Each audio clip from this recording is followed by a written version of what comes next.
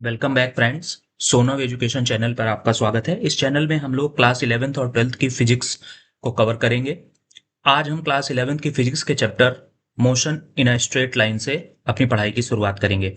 इस channel motion in a straight line को हम लोग दो पार्ट में कवर करेंगे। आज हमारा पहला पार्ट है। Motion in a straight line को हम लोग एक और नाम से जानते हैं जिसको हम कहते हैं रेक्टिलिनियर मोशन। इसको आप नोट्स चाहें तो बनाते चलिए साथ में। रेक्टिलिनियर मोशन क्या होती है? Rectilinear motion is also known as linear motion. इसको हम लोग लीनियर मोशन भी बोलते हैं। लीनियर मोशन कह लीजिए, एक ही नाम है, या रेक्टिलिनियर मोशन कह लीजिए, या फिर इसको हम लोग, जो कि आपकी एनसीईआरटी बुक में चैप्टर दिया हुआ है, motion in a straight line भी बोलते हैं। लीनियर मोशन क्या होती है? Linear motion occurs when an object moves along a straight line without changing a direction. इसको एक बार समझेंगे। जब कोई मोशन होती है किसी एक स्ट्रेट लाइन में, समझिए ये कोई पर्सन है ए जो कि मूव कर रहा है इस डायरेक्शन में, एक स्ट्रेट लाइन पर, इस स्ट्रेट लाइन के अकॉर्डिंग ये मूव कर रहा है और इसकी डायरेक्शन जो है वो हमेशा इस तरफ है, इसकी डायरेक्शन चेंज नहीं हो रही है। तो ऐसी मोशन को हम कहते हैं रेक्टिलिनियर मोशन, या फिर लीनियर मोशन, या फिर motion in a straight line. की quantities use to describe rectilinear motion. Rectilinear motion में हम लोग कुछ 4-5 टर्म्स के बारे में आगे पढ़ेंगे डिटेल में। इससे रिलेटेड न्यूमेरिकल भी सॉल्व करेंगे। सबसे पहला होता है डिस्प्लेसमेंट। डिस्प्लेसमेंट क्या होता है? Straight line distance and direction from the initial point two the final position. समझिए ये पर्सन ए है, इसने यहां से, समझिए इस पॉइंट एक्स से स्टार्ट किया अपना मोशन, और ये फाइनल जो है वाई पोजीशन पर जाकर इसने अपनी मोशन को बंद किया, इसने अपनी मूवमेंट को बंद किया। तो एक्स और वाई के बीच की जो शॉर्टेस्ट डिस्टेंस होगी उसको हम लोग कहेंगे इसका डिस्प्लेसमेंट, और जो टोटल पाथ लेंथ इसने चली उसको हम कहेंगे डिस्टेंस। अभी अगली स्लाइड में हम लोग इसके बारे में, डिस्टेंस और डिस्प्लेसमेंट के बारे में डिटेल में पढ़ेंगे। स्पीड, स्पीड होती है rate of change of distance. Speed, speed के बारे में भी पढ़ेंगे आगे। Speed is rate of change of distance, always positive. Velocity क्या होती है? Rate of change of displacement. Velocity, rate of change of displacement. Velocity जो है पॉजिटिव भी हो सकती है, नेगेटिव भी हो सकती है। उसी तरह से स्पीड हमेशा पॉजिटिव होती है, डिस्प्लेसमेंट पॉजिटिव भी हो सकता है, नेगेटिव भी हो सकता है, डिस्टेंस हमेशा पॉजिटिव रहेगी। ठीक है, डिस्टेंस हमेशा पॉजिटिव। अच्छा, ये जो पॉजिटिव नेगेटिव वाला कॉन्सेप्ट है इसको हम लोग स्केलर क्वांटिटी और वेक्टर क्वांटिटीज के चैप्टर में डिटेल में पढ़ेंगे। कुछ क्वांटिटीज ऐसी होती हैं जो स्केलर क्वांटिटी होती हैं जिसमें सिर्फ मैग्नीट्यूड होता है और उनकी कोई डायरेक्शन नहीं होती है। ऐसी क्वांटिटीज को हम लोग स्केलर क्वांटिटी कहते हैं, और जिनमें मैग्नीट्यूड और डायरेक्शन दोनों होता है उसको हम लोग क्या कहते हैं? वेक्टर क्वांटिटी कहते हैं। तो वेक्टर क्वांटिटी यहां पर जिसमें पॉजिटिव नेगेटिव मतलब डायरेक्शन भी है, जैसे कि वेलोसिटी हो गई आपकी, और दूसरा डिस्प्लेसमेंट हो गया। ठीक है, इसके बाद में आते हैं concept of distance and displacement. Concept of distance and displacement ये बहुत इंपॉर्टेंट रोल प्ले करेगा पूरे चैप्टर में रेक्टिलिनियर मोशन के। तो इसको एक बार हम लोग एक एग्जांपल के थ्रू समझेंगे। सपोज दैट एक स्टूडेंट है एक्स, ये उसका घर है। ठीक है, ये एक्स का घर है और ये एक्स का स्कूल है। अब एक्स को अपने घर से स्कूल जाना है, उसके घर से स्कूल की जो डिस्टेंस है वो समझ लेते हैं 2 किलोमीटर है। ठीक है, एक्स क्या करता है? अपने घर से निकलता है, बट वो डायरेक्ट अपने स्कूल को नहीं जाता है, अपने एक फ्रेंड्स के घर पे जाता है। फ्रेंड का नाम है वाई, और ये फ्रेंड का घर है। ठीक है, अब एक्स के घर से वाई का घर जो है वो 1 किलोमीटर की दूरी पे है। यहां एक्स निकला, उसको जाना कहां था? अपने स्कूल पर जाना था, बट वो स्कूल ना जाकर के अपने फ्रेंड को लेने उसके घर चला गया, फिर दोनों वहां से साथ में स्कूल चले गए। अब वाई के घर से स्कूल की जो डिस्टेंस है वो 4 किलोमीटर है, फॉर एग्जाम्पल। अब इस केस में एक्स ने क्या किया? एक्स अपने घर से निकला, वाई के घर गया जो कि 1 किलोमीटर की दूरी पर था, और वाई के घर से फिर दोनों यहां से निकले, एक्स और वाई, और अपने स्कूल चले गए। वाई के घर से स्कूल जो है वो 4 किलोमीटर की दूरी पे है। अब इस केस में हम एक्स को समझ रहे हैं, एक्स की मोशन को पढ़ रहे हैं, एक्स ने कितना डिस्टेंस ट्रेवल किया, मतलब टोटल कितनी दूरी चली। तो पहले वो 1 किलोमीटर चल के वाई के घर गया और फिर 4 किलोमीटर चल के स्कूल गया। तो एक्स की जो टोटल डिस्टेंस है वो है 5 किलोमीटर, बट उसका अपने घर से स्कूल पहुंचने के बाद डिस्प्लेसमेंट कितना है? Displacement is the shortest distance between 2 points. तो यहां पर स्कूल और घर के बीच की जो दूरी है 2 किलोमीटर है। तो यहां पर उसका एक्स का जो डिस्प्लेसमेंट है वो 2 किलोमीटर ही हुआ। ठीक है ना। तो ये आप कॉन्सेप्ट आपको समझ में आया होगा शायद, डिस्टेंस का और डिस्प्लेसमेंट का। डिस्टेंस और डिस्प्लेसमेंट में यही अंतर है, displacement is shortest distance between 2 points. इसको आप नोट कर सकते हैं अपने नोट्स में। और डिस्टेंस क्या होती है? Distance is total path length travel by an object. यहां पर एक्स ने टोटल कितना ट्रेवल किया? टोटल पहले उसने 1 किलोमीटर ये ट्रेवल किया और 4 किलोमीटर ये, तो उसकी डिस्टेंस जो उसने ट्रेवल की वो 5 किलोमीटर की। हाउएवर स्कूल पहुंचने के बाद उसका डिस्प्लेसमेंट कितना है? वो 2 किलोमीटर ही है, ना कि 5 किलोमीटर। आई होप ये कॉन्सेप्ट आपको क्लियर हो गया होगा। अब इससे रिलेटेड एक क्वेश्चन देखते हैं। सेम तरह का क्वेश्चन है। Imagine a man who lives at a point A. एक आदमी है जो पॉइंट ए पर रहता है, needs to reach to point C, उसको अपने पॉइंट सी पर पहुंचना है। सेम वैसे ही हो गया कि एक्स को निकल के अपने स्कूल पहुंचना है, लेकिन यहां पे क्या हुआ कि वो ए से पहले बी पे गया और बी से फिर सी पे आया। ठीक है। The total path length he follows is A B C, मतलब ए को सी पर जाना था बट वो डायरेक्ट ए से सी पे नहीं गया, पहले वो ए से बी पे गया और बी से फिर सी पे आया। ठीक है। तो यहां पर उसकी डिस्टेंस जो उसने ट्रेवल करी वो कितनी हो गई? ये 5 किलोमीटर, ए से बी की दूरी और बी से सी की दूरी 3 किलोमीटर, तो 5 + 3 यानी कि 8 किलोमीटर हो गई। और उसका जो डिस्प्लेसमेंट हुआ सी पे पहुंचने के बाद ए से, वो 4 किलोमीटर का। ठीक है। यहां पे एक दूसरा एग्जांपल है, एक सर्कुलर ट्रैक पर, सर्कुलर ट्रैक का एक एग्जांपल ले रहे हैं हम लोग। पॉइंट ए से कोई व्यक्ति अपनी मोशन को स्टार्ट करता है। अब यहां पे वो सर्कुलर मोशन कर रहा है, एक सर्कुलर ट्रैक के अकॉर्डिंग मोशन कर रहा है। यहां से उसने half of the circle complete किया और वो पॉइंट एक्स पर पहुंच गया। मतलब पर्सन ए है, उसने अपनी मोशन स्टार्ट करी इस पॉइंट वाई से और आधा सर्किल घूमने के बाद वो एक्स पर पहुंच गया। अब आपसे कह रहा है कि उसका डिस्टेंस बताइए, उसने टोटल कितना ट्रेवल किया, और डिस्प्लेसमेंट बताइए। अब देखिए y से x की दूरी कितनी होगी, रेडियस कितना r, तो उसने y से x की दूरी मतलब डिस्प्लेसमेंट, शॉर्टेड डिस्टेंस कितनी होगी? 2r। Displacement is 2r। However distance is circumference का फॉर्मूला 2πr, बट उसने आधा कंप्लीट किया है इसलिए हम लोग इसको πr कर देंगे।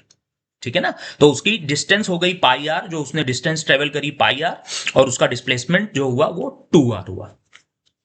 विच of the following is not true? यहां पर डिस्टेंस और डिस्प्लेसमेंट से रिलेटेड 4 स्टेटमेंट्स दी हुई हैं और आपको बतानी है कौन सी सही नहीं है, यानी कि कौन सी गलत है। पहली पढ़ते हैं। The displacement has units of length. बिल्कुल सही बात, मीटर में होता है, यूनिट ऑफ लेंथ मीटर। ठीक है। Displacement of an object in a given time interval can be positive, zero और नेगेटिव। यह आपको पिछली स्लाइड में मैंने बताया। यहां पर देखिए point 1, displacement can be positive और नेगेटिव। ठीक है। तो displacement of an object in a given time interval can be positive, zero और नेगेटिव। तो ये स्टेटमेंट भी बिल्कुल सही है। Actual distance travelled by an object in a given time interval is either equal to or greater than the magnitude of the displacement.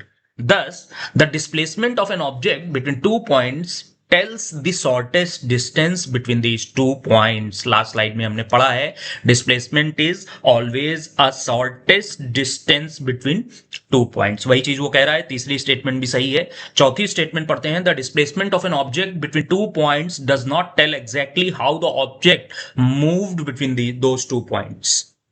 बिल्कुल सही बात है। इसको एक एग्जांपल से अभी समझ लेते हैं, पुराना वाला एग्जांपल देख लेते हैं। लास्ट स्लाइड में हम लोगों ने सेम चीज पढ़ी है।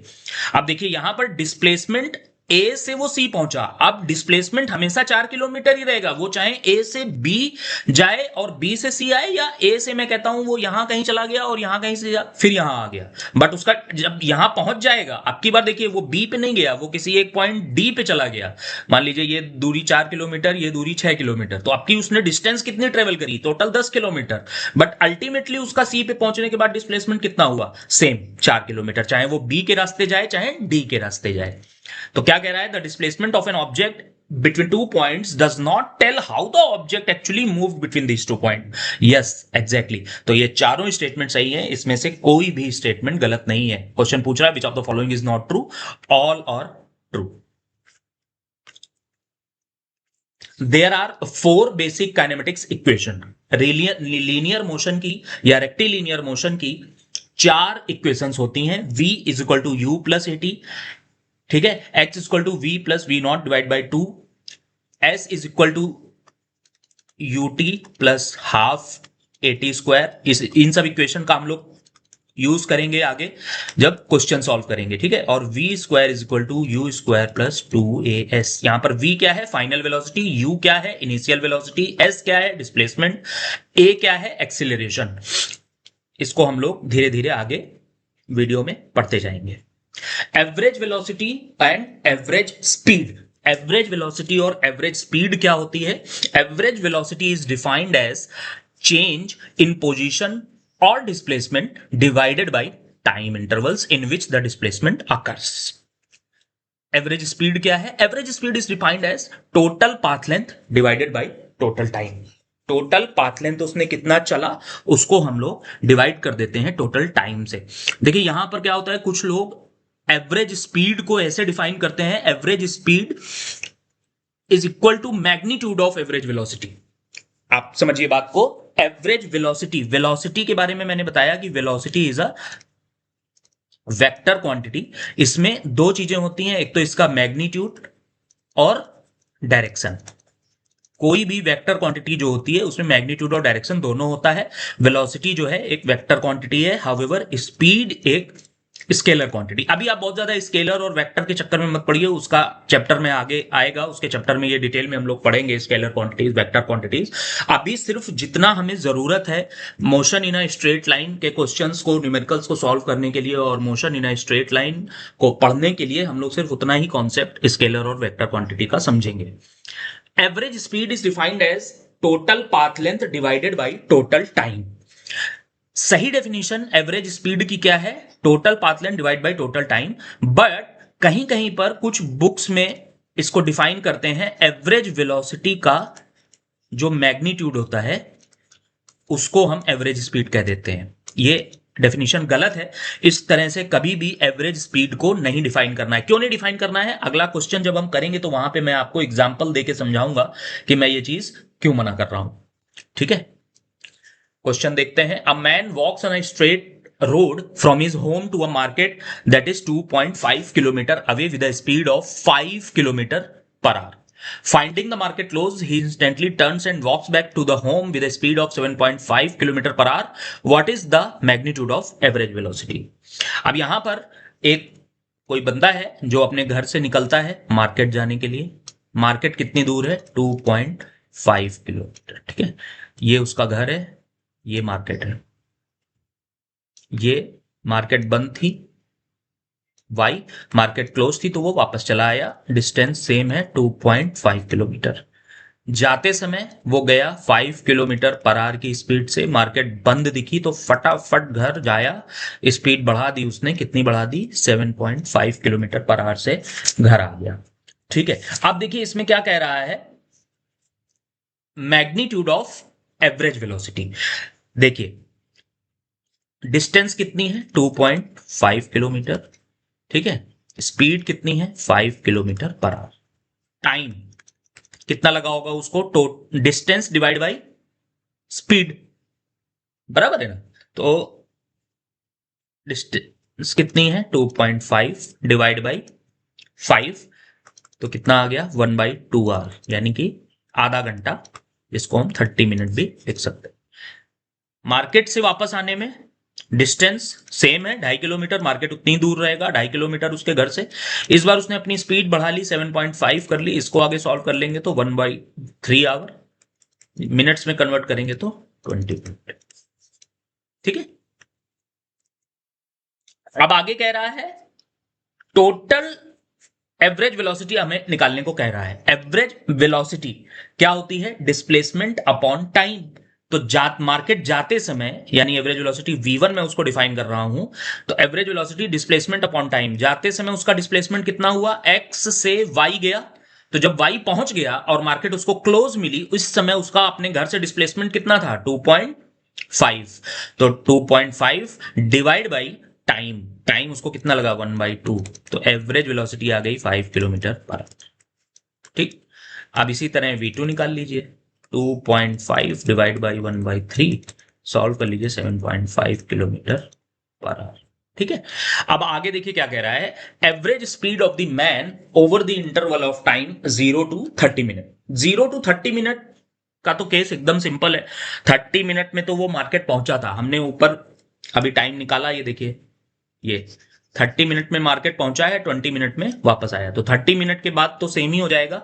अगला हम लोग सॉल्व करते हैं जिसमें वो कह रहा है 50 मिनट। 50 मिनट वाला कैसे सॉल्व करेंगे? देखिए इसमें क्या है, क्या रहा, पहले क्वेश्चन को समझ लेते हैं। Average speed of the man over interval of time 0 to 50 minute, मतलब घर से निकलने के 50 मिनट के बाद एवरेज स्पीड वो पूछ रहा है। मतलब घर से निकलने के बाद 50 मिनट में उसने जितनी दूरी तय करी उसकी एवरेज स्पीड पूछ रहा है। तो घर से निकलने के बाद 50 मिनट के बाद वो आदमी कहां था, पहले वो समझ लीजिए। 30 मिनट में वो मार्केट पहुंचा, ये पहुंचा, और 20 मिनट में वापस आया, मतलब 50 मिनट के बाद वो अपने घर वापस आ चुका था।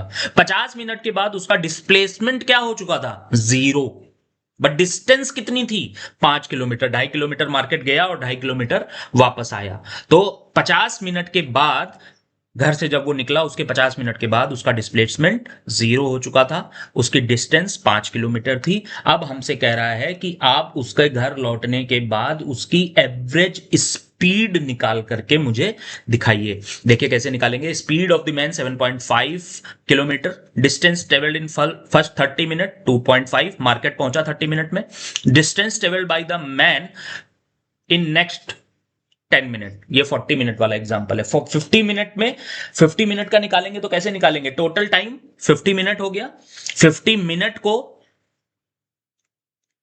आवर में कन्वर्ट कर लीजिए। 60 मिनट का एक आवर होता है, तो इसको ये हो जाएगा 5/6 आवर। तो टोटल डिस्टेंस उसकी कितनी हो गई? 5, 2.5 जाना 2.5 आना। एवरेज वेलोसिटी कितनी हो जाएगी? डिस्प्लेसमेंट अपॉन टाइम, डिस्प्लेसमेंट 0 है तो एवरेज वेलोसिटी 0 हो गई। ठीक है, अब जो लास्ट स्लाइड में मैंने आपको कॉन्सेप्ट बताया कि कभी भी हमें एवरेज स्पीड को डिफाइन नहीं करना है as magnitude of average velocity. अगर हम इस डेफिनेशन को सही मान लें कि एवरेज स्पीड जो होती है वो होती है वेलोसिटी का मैग्नीट्यूड। ठीक है, एवरेज वेलोसिटी का मैग्नीट्यूड। अगर ये डेफिनेशन हम इस तरह से डिफाइन करेंगे तो यहां पर एवरेज वेलोसिटी तो उसकी 0 हो गई घर लौटने के बाद, क्योंकि एवरेज वेलोसिटी का फॉर्मूला है डिस्प्लेसमेंट अपॉन टाइम, और घर लौटने के बाद डिस्प्लेसमेंट हो गया 0, तो एवरेज वेलोसिटी हो गई 0। अब 0 का मैग्नीट्यूड भी 0, तो एवरेज स्पीड तो कभी 0 हो नहीं सकती क्योंकि उसने डिस्टेंस तो चली ही है। इसलिए ये एडवाइजेबल है कि आप एवरेज स्पीड को हमेशा डिफाइन करिए as total path length divided by total time, ना कि उसको डिफाइन करिए as average speed is equal to magnitude of average velocity. This is wrong. ठीक है, तो अब आगे सॉल्व कर लेते हैं। एवरेज स्पीड कितनी, एवरेज स्पीड उसकी निकालनी है हमें 50 मिनट के बाद। तो 50 मिनट के बाद उसका टाइम है टोटल 5/6, डिस्प्लेसमेंट है उसकी, डिस्टेंस है उसकी 5 किलोमीटर। डिवाइड कर लीजिए, 5 डिवाइड बाई 5/6, इसको और आगे सॉल्व करेंगे तो 6 kilometre per our average speed आ गई। ये तो हम पहले ही निकाल चुके थे, 50 मिनट के बाद निकाल दी। अब अगली 40 मिनट के बाद, 40 मिनट के बाद वो आदमी कहाँ था? देखिए फिर से एक बार बनाते हैं। एक्स, ये वाई मार्केट है जो उसके घर से 2.5 किलोमीटर की दूरी पे है। यहां से यहां पहुंचने में उसको 30 मिनट का समय लगा, ये हम पहले निकाला है पिछली स्लाइड में। और वाई से एक्स वो वापस आता है तो डिस्टेंस सेम रहेगी 2.5 किलोमीटर की, और यहाँ टोटल टाइम उसको लगता है 20 मिनट। ठीक है, आप पूछ रहा है कि 40 मिनट के बाद, घर से निकलने के 40 मिनट के बाद उसकी एवरेज स्पीड बताइए।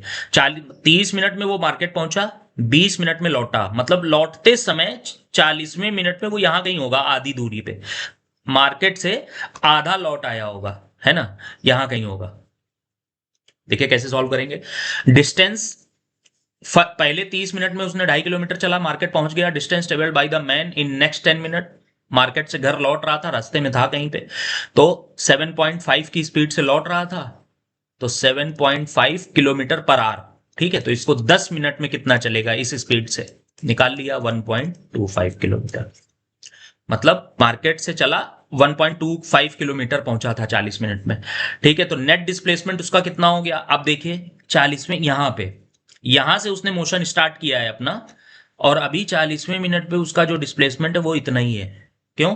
क्योंकि वो गया यहां से यहां, और फिर यहां से यहां आ गया, अभी यहां पे खड़ा है 40वें मिनट, 10 मिनट उसको और लगेगा अभी घर पहुंचने में, तो इस समय 40वें मिनट पे उसका डिस्प्लेसमेंट कितना है, इतना। ठीक है, तो ये वैल्यू कितनी आएगी, 2.5 माइनस 1.25, यानी कि 1.25 किलोमीटर। और इसकी डिस्प्लेसमेंट कितनी हो जाएगी, 2.5 प्लस 1.25, समझ रहे ना, 3.75। ठीक है, अब देखिए total distance travel 3.75 kilometre, average velocity कर दिया, displacement upon time 1.875, average speed कैसे आएगी, displace total distance, total path length उसकी 3.75 किलोमीटर हो गई, divide by 40 divide by 60, solve कर लीजिएगा 5.625 किलोमीटर। ये ग्राफ है, ग्राफ का हम लोग बाद में देखेंगे, ग्राफ से रिलेटेड क्वेश्चन। इसके बाद में अगला क्वेश्चन देखते हैं, एवरेज वेलोसिटी और एवरेज स्पीड से related. A car is moving along a straight line as shown in figure. It moves from point O to P in 18 second. ये पॉइंट O है, यहां पे P तक जाती है कोई कार 360 मीटर। ठीक है, यहां ये कि 360 मीटर जाती है कितनी देर में, 18 सेकेंड में, and returns P to Q। P से Q को लौटती, P तक जाती है, फिर P से Q को लौटती है इन 6 second. Average velocity and average speed of the car आपसे पूछ रहा है। ठीक है, तो देखिए इसको कैसे करेंगे इस क्वेश्चन को। एवरेज वेलोसिटी का फॉर्मूला पीछे सॉल्व किए न्यूमेरिकल, ये आपसे खुद से हो जाना चाहिए। इसको आप वीडियो को पॉज कर लीजिए और खुद से इसको सॉल्व करने की कोशिश करिए, और फिर आंसर मिलाइए आपने सही किया या कोई गलती करी। एवरेज वेलोसिटी होती है डिस्प्लेसमेंट अपॉन टाइम। ठीक है, displacement is a scalar quantity और वेक्टर क्वांटिटी, कमेंट सेक्शन में बताइए। पुरानी स्लाइड्स में बताया मैंने, सबसे पहली स्लाइड में, डिस्प्लेसमेंट स्केलर क्वांटिटी है या वेक्टर क्वांटिटी, कमेंट करिए। डिस्प्लेसमेंट यहां पर कितना हुआ, O से P में जब गया तो डिस्प्लेसमेंट उसका 360 हुआ, डिवाइड बाई टाइम। ठीक है, तो डिवाइड बाई टाइम, टाइम उसको 18 लगा, यानी कि 20 मीटर पर सेकेंड आ गया। ठीक है, अब एवरेज स्पीड का भी फॉर्मूला मैंने आपको बता दिया, total path length divide by time. यहाँ पे टोटल पाथ लेंथ उतनी ही है जितना डिस्प्लेसमेंट हुआ है, तो 360 डिवाइड बाई 18, तो ये दोनों सेम आ गया। ये आ गई एवरेज स्पीड, ये आ गई एवरेज वेलोसिटी। ठीक है, अब आगे, from O to P and back to Q, from O to P and back to Q। ठीक है, तो जब वो Q पे, सेम वैसे ही न्यूमेरिकल है, देखिए जैसा मार्केट वाला था। ठीक है, अब वो यहां Q पे आ गई है कार, फाइनल Q पे आ गई है। अब एवरेज वेलोसिटी, डिस्प्लेसमेंट पूछ रहा है, डिस्प्लेसमेंट कितना हुआ 240, टाइम कितना लगा 18 प्लस 6 24, तो ये आ गया 10 metre per second average velocity. ठीक है ना, इसके बाद में average speed, total path length travel divide by total time तो सेम हो गया 18 प्लस 6, टोटल पाथ लेंथ कितनी हुई 360, 360 से वापस आ गई 120, 360 प्लस 120 कितना हो गया 480, डिवाइड बाई 24 कितना आ गया 20 मीटर पर सेकेंड। समझ में आ रहा है, आगे बढ़ते हैं। A car moves from X to Y with a uniform speed V1 and returns from Y to X with uniform speed V2. What is average velocity? अब देखिए इस क्वेश्चन को, इससे इसी तरह के मैंने 2 क्वेश्चन ऑलरेडी कराए, इसको आप खुद से सॉल्व करिए, वीडियो को पॉज करिए, खुद से सॉल्व करिए, सॉल्यूशन मत देखिए इसका। ठीक है, अब चलिए सॉल्व करते हैं इसको। क्या कह रहा है, car move from X to Y, X से Y तक एक कार जाती है विद यूनिफॉर्म स्पीड V1, और Y से X पर लौटती है विद यूनिफॉर्म स्पीड V2। कह रहा है एवरेज स्पीड बताइए, तो एवरेज स्पीड के लिए सबसे पहले हमें टाइम निकालना पड़ेगा, तो X से Y जाने वाला टाइम हम T1 मान लेते हैं, तो T1 क्या हो जाएगा, ये डिस्टेंस मान लेते हैं कि X है, तो ये दोनों में X ही रहेगी, X डिवाइड बाई क्या हो जाएगा V1। ठीक है, जाने का टाइम T2 क्या हो जाएगा, X डिवाइड बाई V2। ठीक है, अब हमसे कह रहा है what is the average speed. Average speed के लिए टोटल पाथ लेंथ, तो टोटल पाथ लेंथ कितनी हुई, x से y गया तो x चला, y से x आया वापस x चला, तो टोटल पाथ लेंथ कितनी हो गई 2x divide by total time. Total time यानी कि t1 प्लस t2, तो t1 की जगह पे रख दे रहे हैं x बाई v1, यहां पे रख दे रहे हैं x बाई v2। इसको सॉल्व करिए, x को कॉमन निकालिए, x से x कट जाएगा, divide by 2, 1 by v1 plus 1 by v2। इसको आगे सॉल्व करेंगे तो हो जाएगा, ये देखिए v1 v2 ऊपर चला जाएगा तो ऊपर हो जाएगा 2v1 v2 divide by v1 plus v2। समझ में आ गया? तो फाइनल आंसर इसका क्या हो गया, 2v1 v2 divide by v1 plus v2। कितना इजी क्वेश्चन है ये क्वेश्चन, जेईई मेंस में, मेंस का क्वेश्चन है 2024 का, जो अभी मैंने आपको ये सॉल्व कराया। इससे रिलेटेड मैंने 3-4 क्वेश्चन और कराए, सेम उसी तरह का मिलता जुलता क्वेश्चन है। ठीक है, तो इसका फाइनल आंसर हो गया 2v1 v2 divide by v1 plus v2। अब बात करते हैं एक नए टर्म की, जो कि है instantaneous velocity and acceleration. Instantaneous velocity मतलब किसी एक दिए हुए पर्टिकुलर टाइम पर किसी मूविंग ऑब्जेक्ट की क्या वेलोसिटी है। एक्सेलरेशन क्या होता है, एक्सेलरेशन अभी मैंने आपको बताया नहीं, मैं बता दे रहा हूं, नोट कर लीजिए। Acceleration is the rate of change of velocity, किस रेट से उसकी वेलोसिटी घट बढ़ रही है। अभी तक हमने जो सॉल्यूशन क्वेश्चन सॉल्व किए वो हमने सॉल्व किए यूनिफॉर्म वेलोसिटी के, जहां पर वेलोसिटी चेंज नहीं हो रही थी। 3 किलोमीटर पर आवर से चल रहा है तो 3 किलोमीटर पर आवर से ही चलता जा रहा है। बट जब एक्सीलरेशन होगा, साथ में एक्सीलरेशन होगा तो, एक्सीलरेशन होगा तो स्पीड बढ़ेगी, वेलोसिटी बढ़ेगी, और रिटार्डेशन होगा तो घटेगी। जब हम किसी गाड़ी में ब्रेक लगाएंगे तो रिटार्डेशन होगा, और जब किसी गाड़ी में एक्सिलरेट करेंगे तो एक्सिलरेट होगा, स्पीड बढ़ेगी। ये सब आगे हम पढ़ेंगे। ठीक है, instantaneous velocity and instantaneous acceleration क्या होता है। Instantaneous velocity is rate of change of, instantaneous velocity means किसी एक पर्टिकुलर टाइम पर उसकी वेलोसिटी। तो ये कैसे आएगी, इसमें हमें डिफरेंशिएट करना पड़ेगा किसको, डिस्प्लेसमेंट को, विद रिस्पेक्ट टू टाइम, मतलब एस यानी कि डिस्प्लेसमेंट। इसको जब हम डिफरेंशिएट करेंगे विद रिस्पेक्ट टू टाइम तो हमें क्या मिलेगी, इंस्टेंटेनियस वेलोसिटी। और जब वेलोसिटी को एक बार फिर एक्सीलरेट डिफरेंशिएट कर देंगे तो हमको मिल जाएगा एक्सीलरेशन। यहीं से उल्टा, इसको इंटीग्रेट करेंगे विद रिस्पेक्ट टू टाइम तो मिलेगी वेलोसिटी, वापस इंटीग्रेट करेंगे तो मिलेगा डिस्टेंस। ठीक है, तो ये आपको याद रखना है, v is equal to d x by d t. D x by d t का मतलब वही है कि हम यहां पर इसको डिफ्रेंशिएट कर रहे हैं with respect to time. Same उसी तरह से a is equal to d v by d t. D v by d t का मतलब वेलोसिटी को डिफ्रेंशिएट कर रहे हैं विद रिस्पेक्ट टू टाइम। ठीक है, a car starts from rest and moves with uniform acceleration t a is equal to 2 metre per second. देखिए अब एक्सीलरेशन वाले क्वेश्चन हम लोग यहां पर सॉल्व करते हैं। काइनेमेटिक्स की जो मैंने आपको बेसिक इक्वेशंस बताई उनको यहां पर हमें अप्लाई करना होगा। ठीक है, ये equations s equal to U T plus half A T square, v equal to u plus a t, v square equal to u square plus 2a x। ये तो बिल्कुल आपको बाय हार्ट होनी चाहिए, जैसे जैसे आप न्यूमेरिकल सॉल्व करते जाएंगे ये अपने आप आपको आता चला जाएगा। ठीक है, अ कार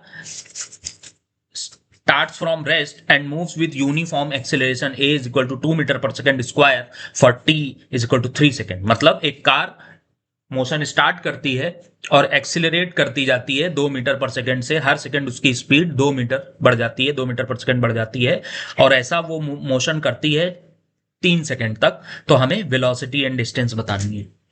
ठीक है, कौन सी motion of equation, v is equal to u plus a t. तो यहां पर v, u क्या हो जाएगा, u होती है इनिशियल वेलोसिटी। अब कार इस रेस्ट से स्टार्ट कर रही, मतलब रुकी हुई थी तो इनिशियल वेलोसिटी 0 कुछ नहीं थी ना, प्लस a 2 t कितना 3 सेकेंड तक, तो फाइनल वेलोसिटी इसकी आ गई 6 मीटर पर सेकेंड। ठीक है, 3 सेकेंड के बाद उसकी final velocity 6 metre per second हो गई। डिस्टेंस ट्रेवल कैसे निकालेंगे, कौन सी मोशन ऑफ इक्वेशन लगाएंगे, S is equal to U T plus half A T square. U 0 है तो ये पूरा पोर्शन 0 हो गया, 0 कर दीजिए। कुछ एग्जाम में आपको ये 0 लिख के दिखाने की जरूरत नहीं, बस यहाँ पे लिख दीजिए यू इज इक्वल टू 0। ठीक है, प्लस हाफ ए की वैल्यू हो गई 2, टी कितना है 3, 3 का स्क्वायर। सॉल्व करिए फटाफट, 9 दूनी 18 डिवाइड बाई 2, 9 मीटर। ठीक है, a object An object moves with uniform acceleration and covers 40 metre in 4 second. Initial velocity इतनी है, फाइंड एक्सेलरेशन. कैसे करेंगे? देखिए क्या दिया हुआ है. एस की वैल्यू दी है, एस की वैल्यू दी है 40 मिनट. ठीक है. टी दिया हुआ है 4 सेकेंड. ठीक है. इनिशियल वेलोसिटी यानी कि यू दिया हुआ है कितना? 2. यू की वैल्यू 2 दी है तो क्या लगाएंगे? S is equal to U T plus half A T square. निकालना है ए. एस की वैल्यू दी है 40. यू कितना है? 2 इंटू 4 प्लस हाफ. ए की वैल्यू हमें निकालनी है, टी की वैल्यू 4 है, 4 का स्क्वायर. सॉल्व कर लीजिए इसको आगे. 40 is equal to 8 plus half a, और यहाँ पे 16 आएगा तो ये 8 हो जाएगा. इसको आगे सॉल्व करके आंसर निकालिए. ठीक है.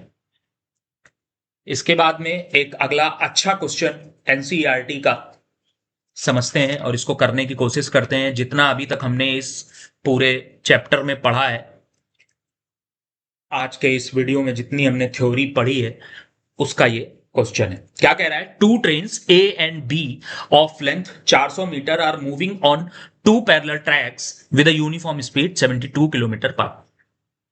2 ट्रेनें हैं, समझ लीजिए, पैरेलल ट्रैक पे चल रही हैं. ठीक है.